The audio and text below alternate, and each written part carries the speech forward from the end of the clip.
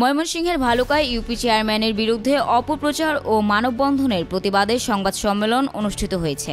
দুপুরে উপজেলার 7 স্টার হোটেলে সংবাদ সম্মেলনের আয়োজন করেন উপজেলার বিরুনিয়া ইউনিয়ন পরিষদ চেয়ারম্যান শামসুল হোসাইন।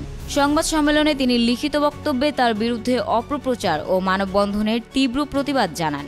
সাংবাদিক বন্ধুগণ, আপনারা অবগত আছেন, বিগত ইউনিয়ন পরিষদ নির্বাচনে 5 নং বিরুনিয়া ইউনিয়ন পরিষদ নির্বাচনে একজন স্বতন্ত্র প্রার্থী হিসাবে নির্বাচন করে বিপুল ভোটে চেয়ারম্যান নির্বাচিত হন। চেয়ারম্যান হিসাবে দায়িত্ব গ্রহণের পর থেকে সুনামের সঙ্গে দায়িত্ব পালন করে আসছে। 2024 সালের 5ই আগস্ট ছাত্র জনতার গণ আন্দোলনে সরকার পরিবর্তনের পর সারা দেশের